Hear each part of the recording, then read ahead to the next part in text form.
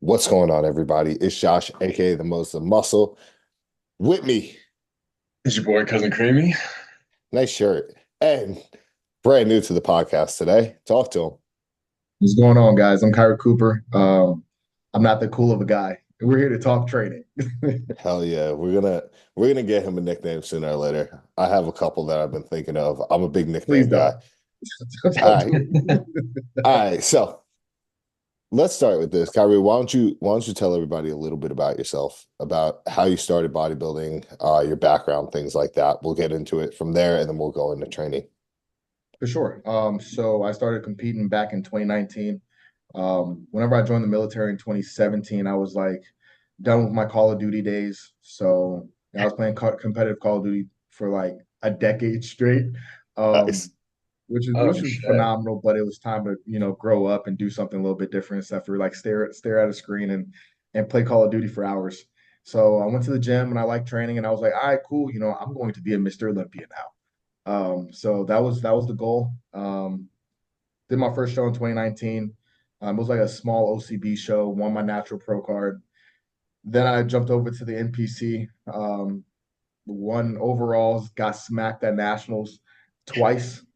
I think I got like a 10th place and an eighth place, and then got with our coach Dino, and then the rest is history. I turned pro in men's physique and classic, had two pro shows. I got a fourth place and a fifth place. So yeah, still young in the journey. My first love in this whole thing is training. I love talking biomechanics. I love talking programming. I rewrite splits every single night. I just like look at my split and try to like optimize it to the best of my Nice. abilities. And so that's my niche. Awesome. I mean, hey, this is a man after my own heart. Last night I was sitting at an all-you-could-eat sushi place with my laptop and my iPad and their iPad and writing ebooks the entire time. So love that. Let's just hop right into it. When you went from 10th and 8th place at nationals to winning your pro card in both physique and classic, what changed? What did anything change training wise? Was it just a different approach with food? Was it a different approach with recovery? What changed for you to get you to that point? I think it was just a simple decision of like, okay, it's time to be a pro now. Um, the training still stay the same. Food is food. I mean, we probably all eat the same foods. Most pros eat the same foods. But it was the mindset of like, okay, like I'm tired of getting my ass whooped. I just had a daughter. I'm spending all this money on bodybuilding for no return on investment. And that's a no-go. And then you go from like winning overalls to getting stomped at nationals. It really humbles you. So now I'm like, okay, cool. If this is my chosen path, like I will truly not miss anything. Like the accuracy was there. Like whenever we first started, like yeah, you ate your meals and stuff, but like the meal timing was like shaky. Yeah, you trained, but there was some sets you kind of like, but here was a simple decision of like, I'm going to kill everybody. God, I love him. I already love him. This is awesome. I gotta get down to Texas. All right. It's wild because it's so similar to how I think. It's like if I'm gonna do something, I'm going all in. Yeah. So has your training split changed over the year? As you said, like you tweak little things, maybe find a better exercise, things like that. But when it comes to your training, how do you train right now? How have you always trained? What makes you where you are now? And then how do you base like changing your programs in the future based off of judges' feedback, things of that nature? For sure. So let's start with the evolution. So of course everyone started off like the chest try, back buys, legs and shoulders split, or like the bro split, and that's how I got introduced because my dad taught me that. So I did that, and then I moved over to like 6 sets of 20 because I saw Flex Wheeler do it. Um, and then again, it's like it's more so of like you have to go down that road to figure out what works and what doesn't work for you. So whenever like a new guy comes to me, I'm just like, hey, go in there and just train your face off. Figure it out. Go throw shit at the wall and see what happens. And then you start to see what they enjoy, and then you can kind of optimize it. rather than throw them a training plan of just do a top set and then like an upper lower, just do one set and then go. They can't get as much stimulus as we can, which is doing one set of squats and then going home. They can't take that set there. So with the evolution of training, it's like the training age, you get better with it because training hard is a skill, and then everything else moves around. So right now, I'm about to switch to an upper lower starting tomorrow, Monday, Tuesday, Thursday, Friday, um, just to see once again, does it work? I'm throwing it at the wall and being my own lab rat because I know what the studies say. The studies are perfect, they give you all the knowledge, but if you can't apply it to the gym floor, it doesn't mean anything whatsoever. But it all goes with how far you can take one set. So if you can do 6 sets, like thumbs up, but you should kind of aim to get more out of least, just from a place of like saving your joints, being in the gym, like time efficiency. So 100%. It's so first and foremost, let's go back. Thank you for your service. Let's start there. Um, in terms of, I mean, I know you're a big trained by JP guy. yeah, Obviously, for those who don't know, before Dino, I was coached by Kuba. So I followed the train by JP thing for 3 years. I never during that time did an upper lower split. A lot of times it was something like a push legs off, back off type of split or something along those lines. My It's a very concern always came down to, yeah, my concern always came down to this when it came to an upper lower split. First and foremost, the recoverability. Watching your sets, watching you train, you send it, you go, give it everything you got. So if you're training, you're doing upper then lower, you're doing lower than upper. upper lower rest, rest.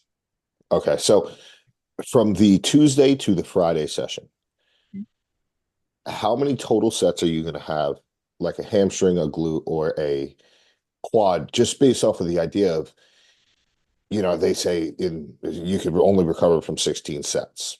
I'm going to say that's Right. completely false, but the fact is, how many sets are you actually accomplishing, and how is that recovery going to affect you if you start getting to those upper echelons of numbers? For sure, right? So with me, I actually had a conversation with Phil Viz, and I was like, "Yo, dude, I do 4 sets of quads, and I'm done for the week. Like, I'm cooked." And he was like, "Okay, dummy. Like, why do you want to continue doing like more? Just because the study says, 15 sets is the minimum effective volume. If your body is telling you different, and you don't listen to your biofeedback, you're just adding miles to your knees for no reason."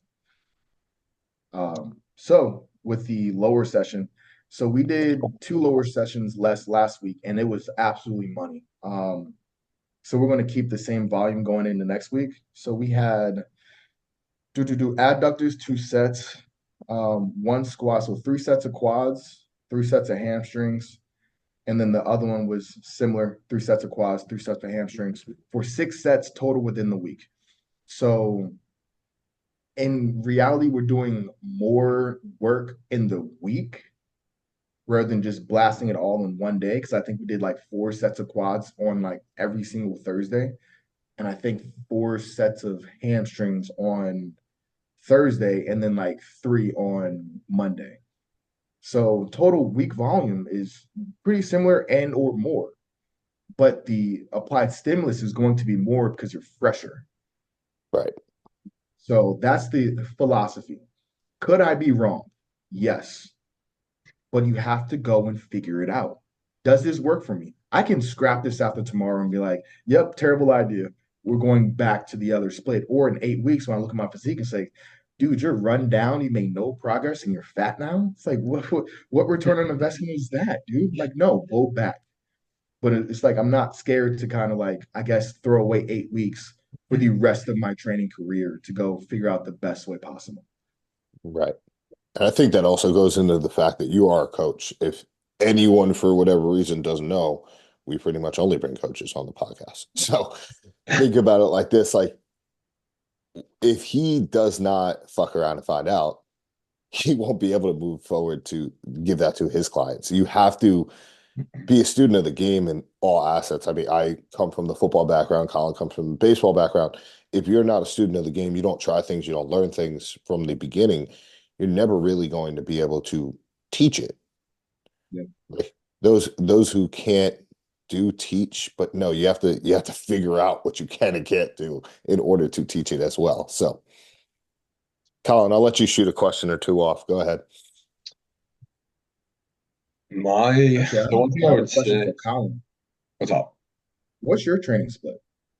So I have a it's a set 7 day split. So Mhm. it's pushing arms, posterior, rest, um, what on Thursday? Arms, legs, Mhm. and then full upper. So it's a mix of chest back, one delt movement, and then one bicep, one tricep.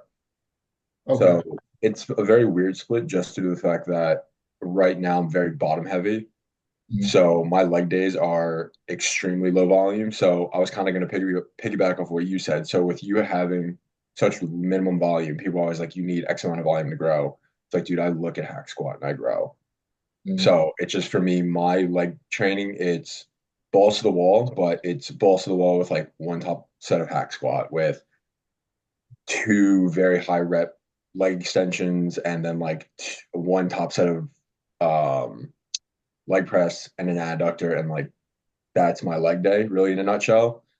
The one thing I could use is hamstrings, and that's really about it. I just need a back because that is what I lack severely, and I need a bigger chest. So that's it's a weird, it's a very basic kind of UK outline when it comes to the whole like push, posterior, rest, arms, lower legs, but volume wise, it's very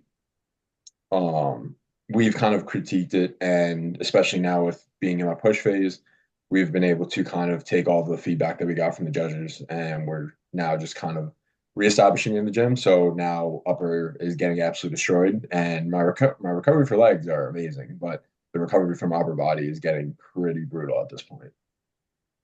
Yeah, but you're forcing adaptation. You know what I Oh, mean? 1000%. And it's become inevitable. I mean, I went up there, trained with Josh. I saw he trains like an absolute fucking maniac, and I was like, wow, I'm really leaving everything on the table here. So ever since coming to Long Island and then bringing all of that energy and training down here, realistically speaking, I've never been able to grow as much as I have in what, 8 weeks? It's been roughly something like that, maybe a little bit more. 6, Yeah, I early mean, October. the amount of the amount of effort and how effective my training has been in the last 6 weeks has been nothing but probably the best that it's ever been. Just because, again, it's the cues that he was giving me. It was because for me, I've never known how to train back. I was one of those who could never connect with my back. When I started training with Josh, took his cues, dude, I'm like growing like a fucking weed at this point. Good. Yeah, So he is. it's well, I said, yeah, he is. We obviously all. I share pictures with Colin. I'm waiting. I used to get pictures from Dino every once in a while of Kyrie when he was in prep, but like, yeah, it's pretty wild. It's pretty wild to see the changes that just a slight mindset change in training can do. yeah, Um, it's Man. I mean, Harry, you're ex-military. Some of my family is military or ex-military, and it's like if you were sitting there and there was a gun to the side of your head and they're pulling that trigger, if you turn around and bail on that rep, it's like, yeah, I want you to unload the clip, but I want to do it after I can't get another one.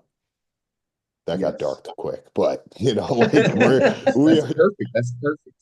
But it's also this dichotomy because, like, yes, you're right. Gun to the head, you better do that rep. But you can't do that all the time. And this is what I learned, and I'm an idiot, right? So learn from my mistakes. Prep, I'm 3, 4, 5 weeks out. I just send it on everything. I'm just drop set, rest pause. I'm truly emptying the tank, and my physique got worse. Full off season, yes. I saw your set. I think it was on your YouTube video. Whenever you did a drop set on squats or something like that, Oh, the pendulum. man, I was just like, yes, like that's like let's go. And then, but like I saw you doing that during prep, it's just like, ah, man, like probably Kuba did the same thing of like that pushing and pulling of Yep. like, hey, dude, like, hey, just take 2 days off, allow you to come back fresher, and then we can dig harder because yes, everything is just going to come back so much better. But in off season, oh man, there's no excuse. Hey, I only have one set of squats this week. I'm going to bury this thing to the best of my abilities. And I'm gonna record it. I'll put it on Instagram to let everybody know that I'm working out. I work at all because that's just the game. Yeah. And that's the funny part, 100%. even when it comes to like any leg training, because everyone loves to say that, oh, they're like, I spend an hour and a half or an hour and 45 minutes in the gym on legs. And I'm like, bro, I'm in and out of there in like 45 minutes. Like, how? And really, Must be it's all, nice. well, your leg days are much different from mine. But at the same time, it's I on every set will bury myself and my fucking heart rate will be almost at max capacity, fucking breathing through my chest gonna fucking explode, my heart rate's going, but it's like you have to put in so much effort to get so much stimulus on such low volume that I'm training with. Because the goal really isn't to grow. They're still gonna grow, but at the same time, it's like we're not trying to bring up a body part. We're necessarily taking away volume to put forth volume elsewhere. Mhm. And at this point, it's I've always now looked at it is the way that I train on leg day, which is an absolute maniac, is I have to take that to every training day. I have to treat an arm day like that because if I want to grow, you better put yourself in hell, put yourself through it.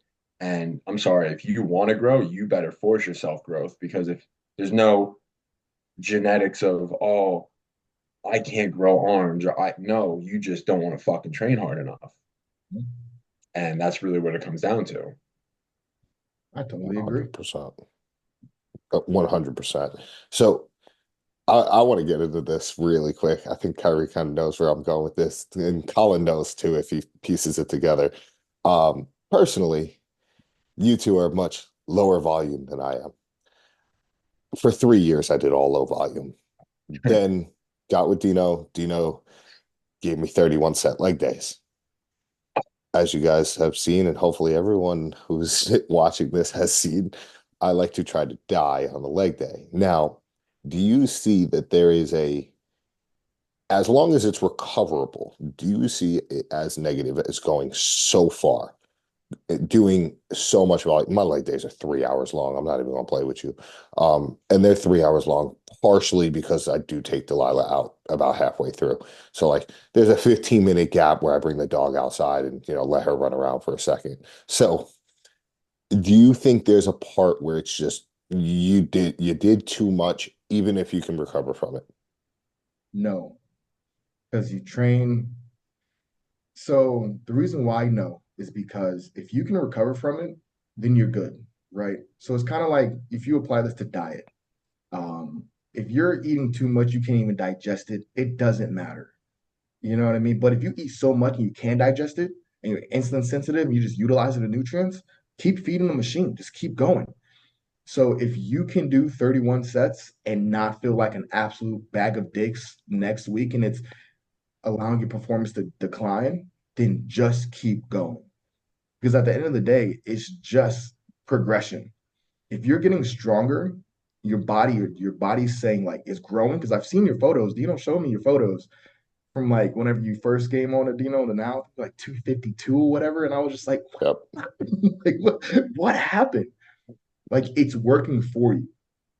Now I'm more interested in like, okay, you're doing like, for example, give me like your squat setup. How many sets of squats do you do? Three. Three. Yeah, three. All of those are like hell and back squats. Every single rep of every single set on every single day is to hell and back. I'm Perfect. trying to die. There is Perfect. one goal when I Yeah. step into the gym, and it's I want to end. Mhm. I want to be the one who ends my own life. I don't want to come from somebody else's hand. All right, As cool. dark as that sounds. If you want to talk about it later, we can talk about it offline. I'm a great therapist. But no, like seriously, like if you like, yeah, and I'm recovering and I'm getting stronger and I'm getting bigger, it's like, dude, why stop? That's your biofeedback. I would say add more, see what happens. Fuck around and find out. Add 36 right here. Just like, and if you're wrong, it's okay to dial it back. Yeah. But you have to push your limits to find where the threshold is. Because especially nowadays with kids, they're just like, no, I have to do a top set, back off set. It's like, dude, whenever we first started in the gym, dude, I was doing drop sets on every set, every single set. I was just Rich Piana 8 arm workouts. I was like, I Yeah. could do that. Yeah. So, but they're scared to get uncomfortable. They want to stay in these braced machines.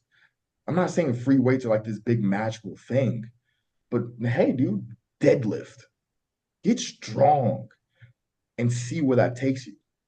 Yeah, that's a big one because I always say, you know, the baseline of everything was built with a barbell for myself. It's the same deadlift, bench, squat, and it's just all around. That's kind of like what built my base because that's really all I knew. And me personally, I do a top set back off, but it's like I know my top set back off looks a hell of a lot different from some 18, 19, 20-year old doing top set back off because you have to understand when you do top set back off, even if it's like top set two back off with an intensifier, whatever the case may be, that top set, you know, if it's 6 to 10 reps, if it's 8 to 12 reps, I mean, that is all out maximum effort. Like you better get your ass to that first rep. If you possibly have more, keep going. And if you max out your rep count, oh, then that's not your top set. Then you go up in weight and you put yourself through hell again. Yeah. And it's not, oh, we'll just get it again next time. Because again, there's only so much volume that you can really attack a top set back off without doing 10 exercises. So you need to be able to utilize the time, but also utilize what movements you're doing specifically in order to bring forth the stimulus to grow. Because again, there's only so much you can get from top set back off, but just like anything, it's what you put in is what you're going to get out of it.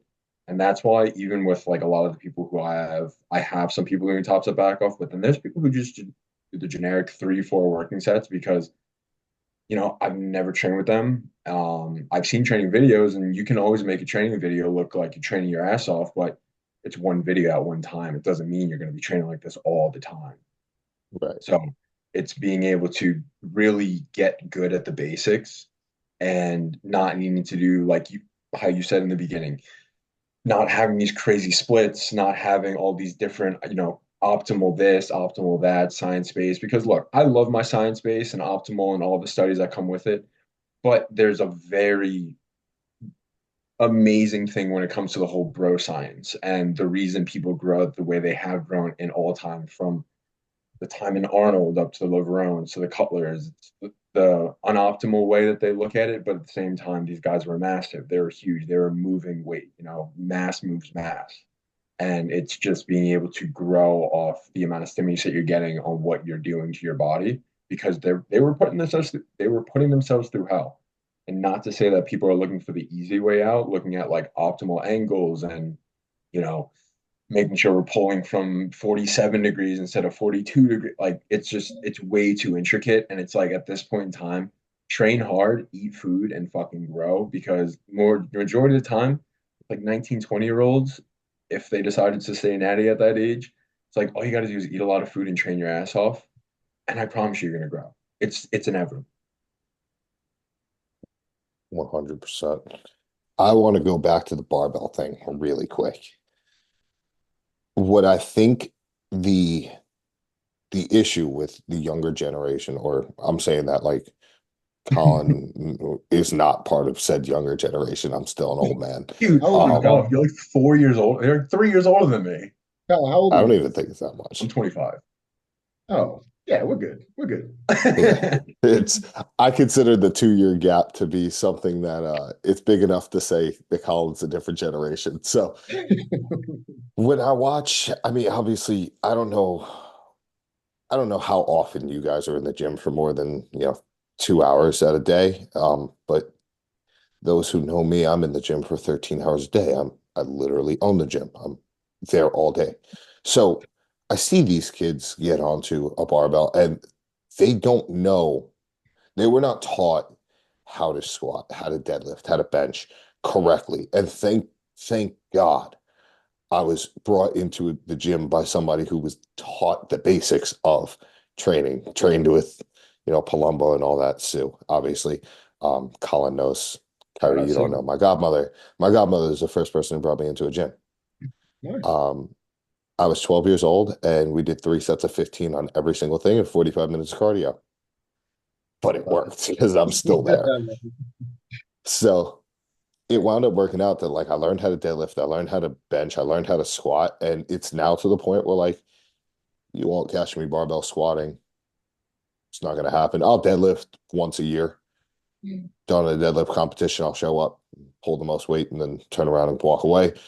And like bench as bodybuilders, we don't really bench anymore. So like that's not really a thing. But like learning how to use a barbell, learning how to use your body in space and utilize a weight in space is one of the most beneficial things at a young training age. And as you progress through it, you almost graduate from that.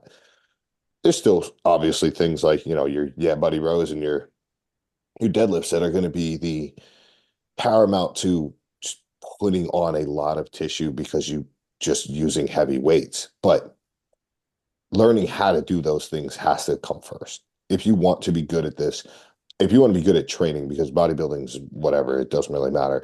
But if you want to be good at the skill of training, you have to learn how to use a barbell, in my opinion. So, I think so. I'm not, I learned how to train with like a garage gym. So we had little weights, a barbell, like a little dumbbell that you could screw on the weights. It was like bare bones. And I don't know because I'm disconnected, but I feel like most kids nowadays go to a commercial gym when they have everything. mhm, So they don't have to like learn the basics. They just already get, they're the rich kid. They were born with everything already there. But whenever I went and graduated to an LA Fitness with my dad, it was like a kid in the candy store. It's like, I could do what? What does this machine do? It's lovely, but without learning the basics, and I sound like an old head, and I'm not even old. It's just like this is such like an old school thing, but you have to like barbell. No, there's some merit there where it's like, yeah, there's skills that you can learn there where you have to fail on a bench and roll that little thing off of you mhm, that you will not learn doing a cable flat press. Yeah. It's just it's different. Yeah, it's super different. And, like you said, not to sound like a hold head because I'm still young as shit, but you get to the point where even when I first initially was introduced to it, it was high school football and bench squat deadlift day. It didn't matter what your form looked like, the fucking way better move. And it was just the instituting of that. And then initially, the process where I grew up, it was, you did that, then you sign up at the retro fitness for like $5 a month. And it was you go there with your friends, you do arms, you do all the basic shit, just very not orientated whatsoever. There was no structure. It was you go in, you pick your favorite machines, you go. But it's like even when I started initially training to when I went down for my heaviest and lost a shitload of weight, it was learning the basics and forcing myself to not overcomplicate things because training is very, very simple.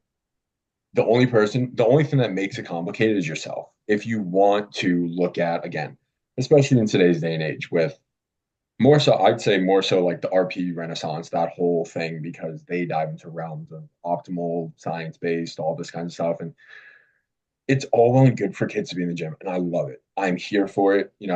16, 17, 18-year-old, God bless. But it's just you're picking whether it's machines or exercises that are not necessarily overcomplicated or too much to understand, but it's the kids who are in there who are trying to find the most optimal angles and finding the most optimal hand placement. And it's like, dude, just get in there and lift. Like you said, under a barbell, just go and bench and no bar path. Just make sure you feel in your chest whenever you're doing a row. Make sure you're feeling it in your back. Whenever you're doing a squat, make sure you're feeling it in your quads. You're not fucking destroying your knees. Like there's simple, very, very simple things that you can take out of it that I feel are kind of overlooked at this point because of how much study is coming out and how much is really put in place that again, everyone wants to hit the fast track and make 5 years of progress in 5 months where it's not going to happen. And even enhanced, it's still not going to fucking happen. But you just have to put in the time, effort, and honestly willingness and want to actually grow and train it and enjoy it because you're not going to get shit out of the sport or in the realm of lifting if you don't enjoy it. If you don't like training, that's fine. You don't have to train. I always tell people this because it's great. You want to get in the gym, you want to lose weight, that's fine. But there's so many different modalities where if, yeah, sure, you're not going to be, this mass monster not going to the gym, but if you want to lose weight, you don't necessarily have to go and do a bodybuilding split. You just do stuff that you enjoy, do stuff that you know that you can progress yourself in, you'll be perfectly fine. Because again, not a lot of people train like this. And really, there's no need for a lot of people to train like the way that we do. But at the same time, whatever way you want to go and however you want to progress, just make sure you're getting better at whatever you're doing every day that you step into said gym or whatever activity you want to call it. Yeah, it could be badminton. Hey, go out there and kill those old ladies at badminton if you want to, man. Hey You now, know, it's like it's not that deep.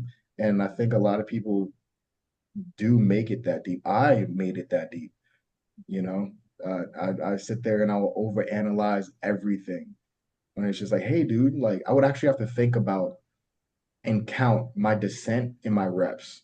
So the eccentric, I would be like 1, 2, 3, pause, and then explode. When it's like reality is like, Coop, you've been doing this for like a dozen years, dude. Like you don't have to think about it. You know how to use your chest. You know how to use your legs. Just lift the weight, kid. Like stop, you know? But I feel bad for these kids because social media, it's the internet, there's so much data out there. So much data, so many different people telling you what's right and wrong. In reality, there's laws, but the rest of it's preference. You have to train progressively, you have to train hard. Your execution has to be 80% good. You have to sleep, eat. That's it. The rest split. We all have different training splits, different rep range that we train in because we enjoy it, not because it's more optimal. It's just all preference. And you just go in there, different rep tempos. You look at Branch, you look at Cooper, you look at Justin Shire, all different. They all are freaking massive. It's all preference. Yeah. You just have to go in there and do the work. Yeah.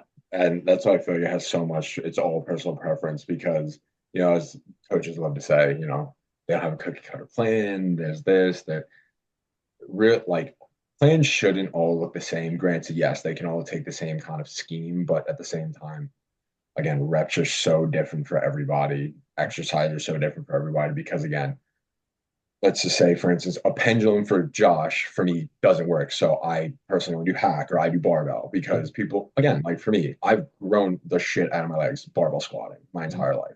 I know it works. It beats the living hell out of me, but it works. And, Josh could say, fuck that. I'm not doing that. It doesn't do anything for me. Okay, great. Doesn't have to do it. So he goes to a different movement. Anything that's going to work for him because, like you said, it's personal preference. If it works for you, do it and die with it. that's the crux of it all. It's effort. Yep. Is when if you can go to hell in a barbell squat, if you can go to hell in a leg extension, if you can go to hell on a bench press, if you can go to hell on everything in there, that's the real true definition of it. At the end of the day, if you can put yourself in a position to where you get to that rep that really matters. Everyone has a different name for them, the pivotal reps, the reps that matter, whatever you want to call it. When you get to that specific rep and it's like, hey, I'm sending this, I'm going to get it. That's the difference between first place and 14th place.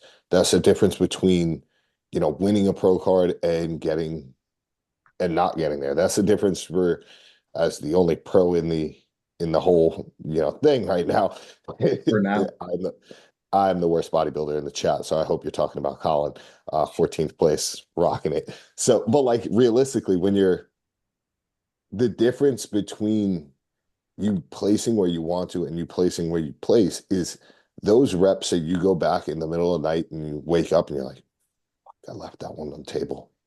I left that one rep on the table. I could have gotten it. I remember, and this could have been the epitome of why I lost so much tissue at the end of my prep. About 7 weeks out, I sent a video over, and I got told I bottled a rep. one singular rep. And for the rest of my prep, I said, I never want to hear that again. I never want to see that again. I never want to leave one specific rep on the table. And then all of a sudden, from 8 weeks out to the show, I lost another 10 pounds that I didn't need to lose. But the that has now driven my off season to where I'm growing more tissue faster than I ever have, just simply because I will not leave that to question. Even if there's that one rep is questionable, as Colin's seen, I might take another one just to make sure, just to see if it's there. Because if it's there, all right, cool. Well, it's there. Let's keep pushing. Let's keep moving in the right direction. So the amalgamation of reps that are the last one, the one that's a question mark, are the ones that make the biggest difference in the off season. And then in prep, you that 50-50 rep don't take. Just Right, don't do right. it. Just keep it, especially on a deadlift. Keep it. I don't want it. Oh yeah. Yeah, Nope. I'll do another set. it's just not worth it in a prep situation. Sometimes you got to learn that the hard way. Yes. So I had to learn that the hard way. Don't take that rep. It's just not worth it. But it is worth it. Absolutely take it. Absolutely send it. And if you have the food, you can recover from it. So do it. Yeah. Absolutely do it. Real quick, let's run through this. We got 2 minutes left. Do you believe that getting for a muscle that you don't feel quite as much, is it particularly smart to spend more time in the shortened range there or in the shortened position of the movement, trying to squeeze the shit out of the muscle, in other words? Phil Viz, I learned from everybody, right? Phil Viz is what I learned from. I have to give him credit. Yes. So hamstring curls, this is what he taught me. You bring it down to you cannot feel it anymore, and then you bring it back up. And you stay in that range. And then as soon as you test the limits, try to go deeper. Can you still feel it? No. Then stay in that range right there until you can fill in an entire rep. So yes, stay locked into the muscle until you can actually feel it. Cool. Nice and short and sweet. Fucking- Hey, do. All right. So, with that said, like, comment, share, subscribe, all that fun stuff. Kirhee, it was great to have you. If you want to come back, let me know because Just let me know, dog. me and you think very similarly, and I love it because I almost text Colin in the middle of this but couldn't find my phone to say, yeah, I feel like I'm hearing myself speak right now. So this is awesome. I had a great time. I hope you guys had a great time. With that Yeah, thank you said, for having me, man. Appreciate it. Colin, sign us out. Well, Kyrie, it's been a pleasure, man. It was nice to meet you. It was great to have you on. We'll definitely be having you back for sure. But as always, people, this has been yet again another Next Up podcast. Next time we'll be having on your coach, Dino. correct? And Yeah, then Dino's on next. soon enough, maybe I can try and get Mr. Eagles on here. But as always, guys, like, comment, share, subscribe, and we will catch you at the next one. Oh yeah. See you guys later. See ya.